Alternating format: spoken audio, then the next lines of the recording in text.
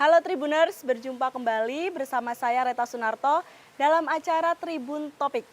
Baik Tribuners, Tribun Topik kali ini akan membahas untuk legalitas rokok gitu yang beredar di luar sana.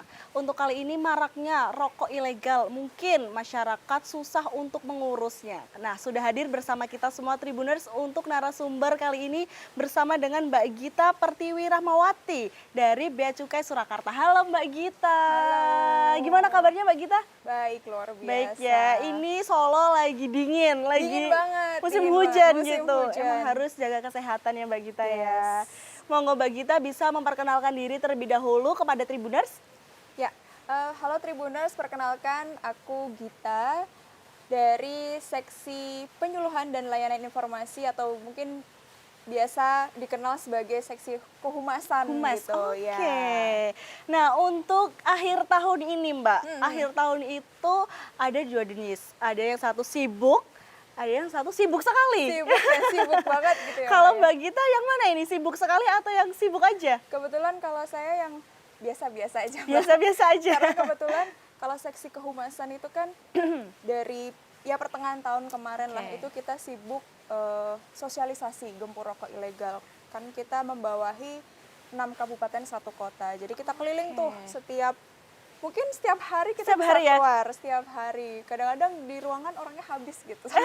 Kok sepi, pada kemana pada ini? kemana gitu. Nah, kalau akhir-akhir tahun ini ya sudah mulai berkurang lah kegiatannya. Cuman mungkin untuk penilaian DBH-CHT mungkin ya yang agak sibuk Sibuk gitu. ya, dan Iya. pastinya membuat laporan dari sosialisasi tadi ya Mbak ya? Yes, betul. Nah untuk sebelum kita ngobrolin tentang legalitasnya rokok tadi ya Mbak ya, kita sepil sedikit. Mbak Gita kan dari kemarin ini mungkin sibuk sosialisasi kepada Yes. masyarakat.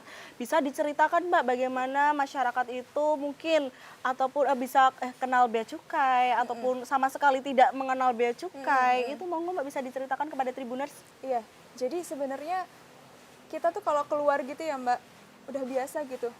Biasanya dipanggil polisi lah, apa gitu. Oh ternyata kita belum dikenal ya sama masyarakat. Nah mungkin ketika banyak sosialisasi gitu, nah itu kita sekalian mengenalkan bahwa memang mungkin ketika sosialisasi itu kita fokusnya terhadap gempur rokok ilegal gitu ya. Tapi kita juga biasanya selipkan tuh, jadi bea cukai itu nggak cuma ngurusin tentang rokok loh, nggak melulu tentang cukai gitu, tapi kita juga melindungi masyarakat dari barang-barang berbahaya, dari barang-barang ilegal, terus juga mungkin masyarakat taunya kita di bandara-bandara itu ya Mbak ya. Nah, mungkin di pelabuhan? Pelabuhan juga ada, jadi kalau dari luar negeri itu pasti ketemu sama bea cukai itu. Nah mungkin sebatas itu, jadi gimana caranya kita mengenalkan kepada masyarakat, ini loh bea cukai itu ngapain aja sih gitu. Kalau sejauh ini mungkin ada keluhan nggak Mbak dari masyarakat yang disampaikan kepada bea cukai terutama terkait dengan rokok ilegal gitu Mbak? Nah kalau selama ini memang laporan yang masuk ke kita itu cukup banyak. Jadi kan kalau sosialisasi itu kita selalu sampaikan Mbak dan Tribuner semuanya ya bahwa kalau misalnya masyarakat itu masih menemukan ada rokok-rokok ilegal yang beredar itu langsung aja dilaporin ke bea cukai atau ke Satpol PP setempat gitu. Jadi itu campaign kita juga sih untuk ini ada bea cukai yang siap membantu masyarakat untuk memberantas rokok ilegal. Nah, mungkin dari bea cukai menyampaikan bahwa ketika menemukan rokok ilegal dijual belikan gitu, harapnya lapor kepada bea cukai. Namun masyarakat pasti mempunyai ketakutan tersendiri Mbak. Apakah kalau saya ini lapor nanti jadi bumerang buat saya atau gimana Mbak untuk pelapornya itu sendiri? Nah, itu dia. Masih banyak Mbak yang aduh aku takut mau ngelaporin, nanti takutnya malah identitasku kesebar kemana-mana gitu. Nah, padahal kita selalu tekankan bahwa kalau Tribuners nih menyampaikan atau melaporkan ada yang jual rokok ilegal nih di sini gitu ya, itu kita jamin identitasnya tidak akan tersebar. Jadi kita akan jaga kerahasiaan itu. Makanya jangan pernah takut untuk melaporkan kalau ada peredaran rokok ilegal gitu. Nah begitu Tribuners, jadi untuk Tribuners khususnya di Solo Raya ini ya Mbak ya, ketika menemukan penjual atau pedagang rokok ilegal silakan lapor aja, bisa melalui pengaduannya di kantor langsung ataupun di melalui media sosial ada Mbak? Ada Ada media ya? sosialnya. Oke. Jadi bisa melalui Satpol PP tadi Satpol yang PP. bekerja sama dengan Bea Cukai Surakarta.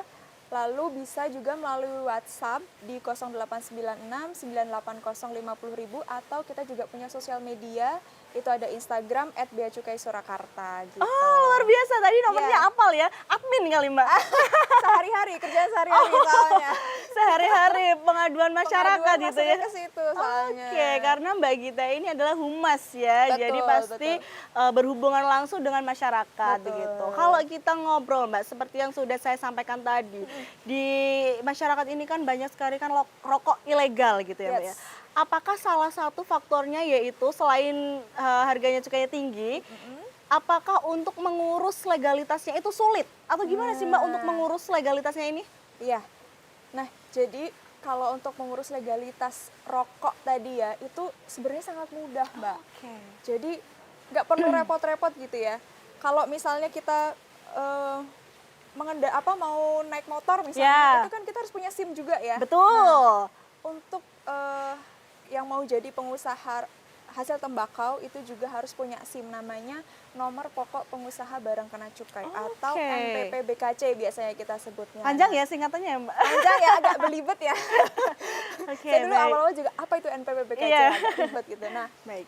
jadi ini semacam SIM untuk mendirikan pabrik gitu ya, hasil Pabrik ya. tembakau. Nah, caranya gimana? Iya. Jadi Tribuners nih yang mau jadi pengusaha bisa menyediakan tempat atau bangunan seluas kurang lebih 200 meter. 200 meter kurang lebih ya Mbak ya? Kurang lebih 200 Oke, meter baik. persegi.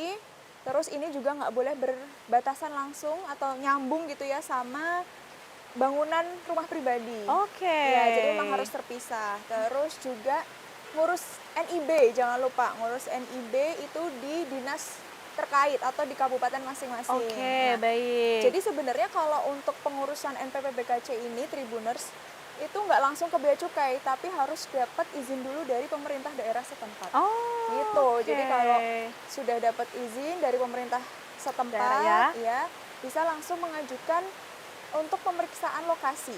Oh, berarti nanti Iya. Bea Cukai juga memeriksa lokasi yang sudah dilaporkan Betul. dari tadi ya Mbak ya? Betul. Jadi Oke. kalau udah ada NIB-nya, mengajukan pemeriksaan lokasi, nah terus nanti dari kita akan langsung ke lapangan, ke tempat itu untuk ya istilahnya apa ya, lihatlah lokasinya seperti Lokasinya. apa, apakah memenuhi syarat atau tidak Oke. gitu. Terus yang terakhir itu biasanya nanti kalau sudah cek lokasi nanti ada pemaparan proses bisnis juga Mbak. Oke. Gitu. Nah setelah mungkin sudah disetujui gitu Ya. ya, baru mengajukan untuk NPP BKC tadi ke kantor Bea Cukai Surakarta. Jadi sangat mudah dan yang paling penting adalah gratis. Oh, gratis Tidak ya? membayar sama sekali. Sama sekali itu Mbak? Sama sekali. Dari perizinan, dinas perizinan tadi? Iya. Dari situ, gratis ya, Mbak, ya? Semuanya Oke. gratis. Pelayanan dari kita juga gratis. Yang dikhawatirkan Tribuners mungkin saat ini ya Mbak ya, karena untuk memproduksi rokok itu mungkin gampang, tapi karena susah ya. izinnya, jadi adanya rokok ilegal itu di mana-mana. Iya. Nah, udah disampaikan Mbak Gita Tribuners tadi untuk cara-caranya untuk Yes. mendapatkan legalitasnya itu gampang banget. Tapi kalau untuk online tadi bisa kan Mbak? Atau harus datang ke kantor Bea Cukai? Kalau untuk pengurusannya sih datang Oh, ke kantor datang. Bea Cukai, ya. Oke. Tapi kita juga kan jadi setiap kalau untuk yang pendirian pabrik gitu ya, itu kan kita juga ada PIC lah Mbak atau Oh, iya. kontaknya sendiri. Oke. Nah, nanti bisa tuh langsung menghubungi ke unit terkait. Oke, Gitu. sejauh ini mungkin adakah respon dari masyarakat untuk mengurus NPP BKC ini? Dari misal ini, aduh Mbak, angel banget Mbak, ya, atau oh ternyata gampang, atau Nah. gimana Mbak? Nah, ini menariknya Mbak. Jadi baru beberapa mungkin minggu lalu ya Oke. gitu. Itu kita baru menerbitkan NPP BKC untuk pabrik baru di daerah Klaten kalau nggak salah. ya. Dan kita sebenarnya kalau setelah mengurus untuk menerbitkan izin itu kita biasanya minta testimoni. Oh, ada testimoninya Ada ya? testimoninya. Jadi Oke. supaya itu juga sebagai feedback untuk kita sih Mbak. Gimana sih pelayanan Bea Cukai. Bea Cukai sendiri atau mungkin lebih spesifik lagi pegawainya gitu ya dalam melayani Iya. untuk pengurusan NPWBKC sendiri. Jadi alhamdulillah sih selama ini ya semoga ini bukan karena Direcord ya. bukan karena direkam gitu ya, direkam gitu, tapi alhamdulillah selama ini responnya bagus, Oke. feedbacknya bagus. Jadi memang untuk pengurusan NPWBKC sendiri tidak lama. Oh, Gitu. berapa Mbak? Jangka waktunya berapa tuh kok tidak lama ya? Kalau kemarin itu dari awal sampai benar-benar jadi NPWBKC ya mungkin sekitar 1 minggu. Yuh, cepet banget ya. Cepat. Cepat, Jadi cepat. memang nggak sampai yang berbulan-bulan gitu sih Mbak. Mungkin ya betul.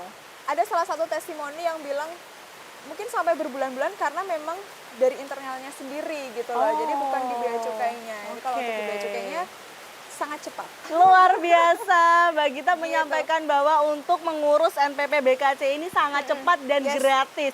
Namun jika ada, ini mungkin Mbak, mengatasnamakan oknum ya, mengatasnamakan Iya. dari Bea Cukai sendiri. Ini adanya oknum-oknum ya, untuk memanfaatkan, untuk menipu. Sejauh ini ada nggak sih laporan dari masyarakat Mbak? Nah, kalau tadi kita udah ngomongin cukai ya. Nah, ini kita betul. beralih mungkin ya sedikit sebagai informasi juga ke Tribuners gitu. Bahwa untuk penipuan yang mengatasnamakan bea cukai ini sampai detik ini masih sangat banyak Mbak laporannya. oke. Kayaknya tiap hari WhatsApp itu masuk ke saya, ke kita gitu ya. Ada aja laporan Curhat ya? curhat gitu. Saya kok disuruh transfer, saya kok diancam segala macam. Nah, jadi untuk Tribuners hati-hati karena apalagi akhir tahun ini kan mungkin banyak ya lot untuk mungkin beli barang dari luar negeri Nah, atau betul. mungkin hadiah gitu ya karena kan mau tahun baru Natal, juga, tahun baru, Natal, tahun baru. ya. Nah, itu mungkin banyak yang diiming-iming hadiah gitu. Nah, ini perlu hati-hati. Jadi biasanya modusnya itu yang paling banyak itu love scam. Love scam. Love Bisa scam. diceritain Mbak Nah, mungkin? Jadi biasanya kalau love scam ini kenalannya cuma di sosial media, Ya. belum pernah ketemu. Aduh. Heeh. Nah, terus selama beberapa bulan deket, kalau si korbannya, si calon korban ini udah mulai Baper. merasa baper, nyaman, dan sudah cinta gitu Oke. ya, itu biasanya diiming-imingi barang, mau dikirimin. Nah, barangnya pun sebenarnya nggak barang ecek-ecek gitu ya, kayak ada yang mau dikirimin emas, ada yang mau dikirimin uang segepok gitu ya. Nah, kalau Oke. dipikir-pikir kan Nggak logis masa ya. sih gitu kan. Nah, itu juga harus hati-hati. Jadi modusnya tuh banyak sebenarnya. Tadi ada love scam, terus ada lelang juga. Oh, lelang juga ya Mbak Jadi ya? kalau Mbak Reta tahu ya di sosial media itu kan Ya. banyak lelang jual barang sitaan bea cukai. Nah, itu. Nah, padahal kalau untuk lelang sendiri itu hanya ada di lelang.go.id. Ini yang punya adalah Oke. Kantor Pelayanan Kekayaan Negara dan Lelang. Ini resminya ya Mbak ya? Resminya di Oke, situ. Jadi baik. nggak di sosial media itu nggak ada tuh lelang-lelang barang sitaan bea cukai di Nah, lelang di situ. oke. Gitu. Nah, terus ciri-cirinya tuh apa aja sih kalau penipuan gitu ya? Yang pertama, itu menghubungi secara pribadi. Ya. Terus yang kedua, meminta sejumlah uang yang dikirimkan ke nomor rekening pribadi. Oke, Jadi baik. kalau buat Tribuners ya, kalau memang membeli atau dikasih barang dari luar negeri, itu kalau memang ada pajak yang harus dibayarkan, itu kita pasti terbitkan kode billing, Mbak. Oh, Jadi kode billing iya. ini kode khusus yang digunakan untuk bayar pajaknya.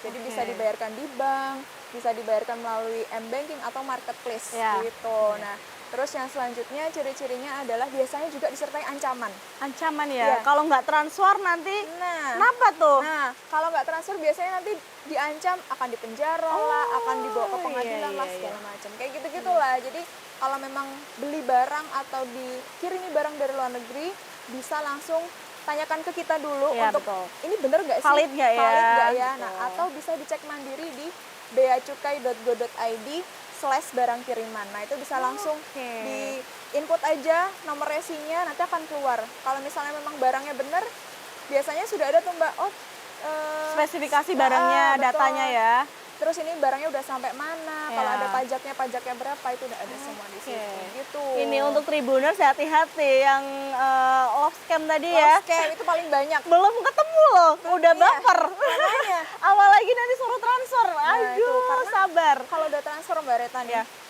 kan kemarin itu ada yang sampai udah transfer puluhan juta. Wow. Bayangin ya. Oke. Jadi kalau udah terlanjur transfer, ya kita udah nggak bisa apa-apa Mbak. Tetap tidak bisa membantu ya dari pihak bea cukai ya Kita Mbak ya? paling hanya mengarahkan aja untuk mungkin untuk melakukan Lapor. pemblokiran ke bank, Oh. untuk melaporkan ke pihak yang berwenang gitu. Oke. Kalau untuk uangnya bisa balik atau enggak ya mohon maaf kita tidak bisa menjamin Oke, gitu.